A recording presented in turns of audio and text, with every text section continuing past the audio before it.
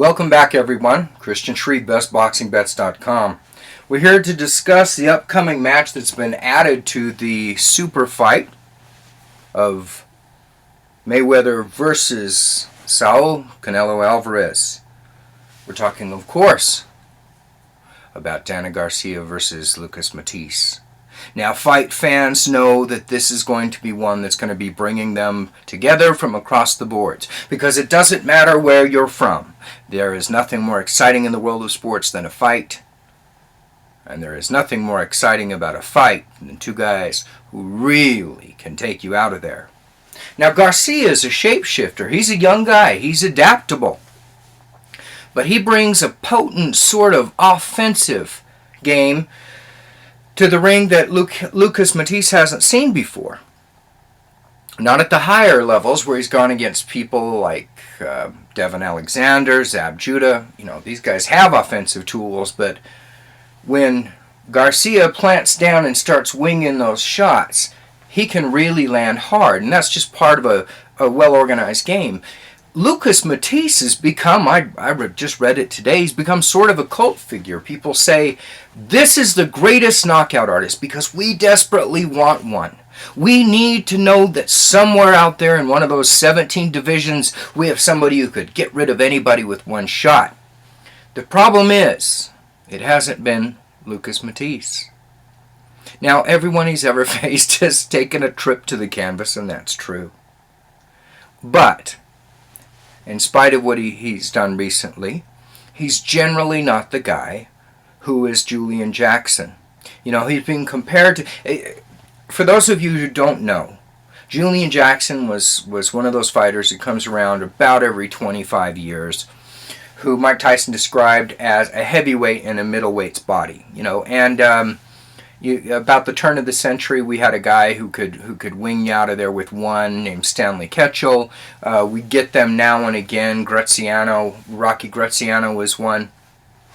Julian Jackson came along from the late 80s to the early 90s, and he was, without question, the most powerful puncher of his time, including a prime Mike Tyson, George Foreman, Lennox Lewis, others, and pound for pound, with the possible exception of Nassim Hamed, has been the hardest hitter since in any division.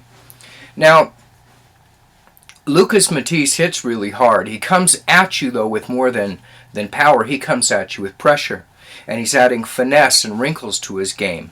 In fact, even though Garcia is undefeated and has fought at a high level, changing his skill sets to mirror the adjustments necessary that his opponent is making during the course of a fight, he is still a negative 220, positive 220, underdog.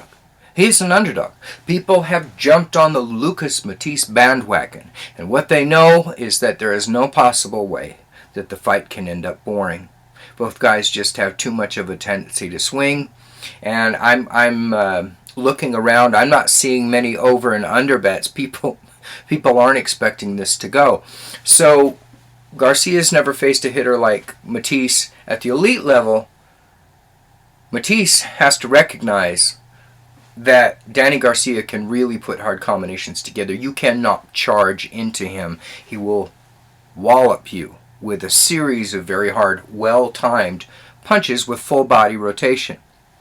What's going to happen is anyone's guess. Let me tell you what's not going to happen. If Lucas Matthysse wins, if he wins by knockout, as he's being expected to do at this point, one thing that will not happen is he will not be invited to fight Mayweather. Listen, guys, if it turns out that Matthysse is what they say he is, if he's the puncher that they claim he is, he's the next knockout artist in the game, there are a lot of fighters who can do a lot of different things, but when you put them in against a real puncher, they lose their entire game plan and they go down quick.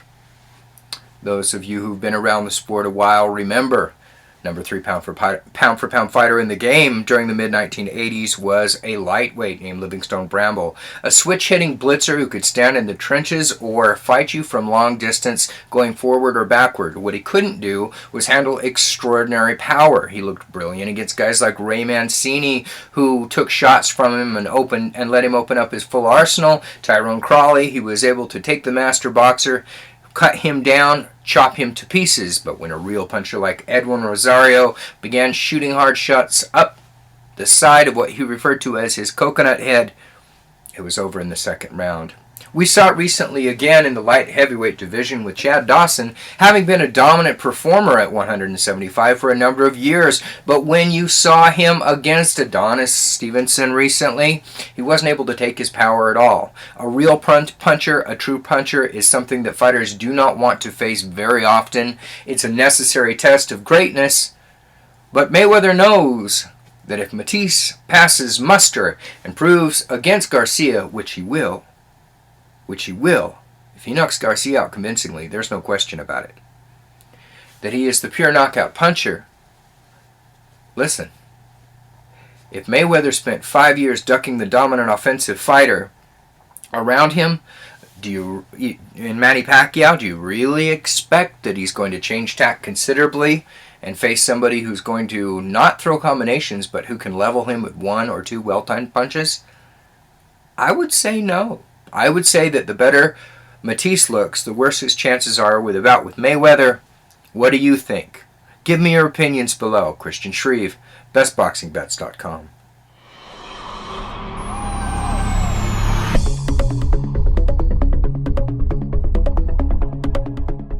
I'm Christian Shreve, and I'm here to tell you about why I think you should own my new book, Money Boxing, which is on sale now. Money Boxing has something for everyone, whether or not you know anything about boxing. You're about to receive a backstage pass into a world of glamour, corruption, and intrigue. And you're going to learn about the system, which is the only thing the casinos have had to fear in a long time. You can own Money Boxing by clicking on the link below now. I think you'll like it.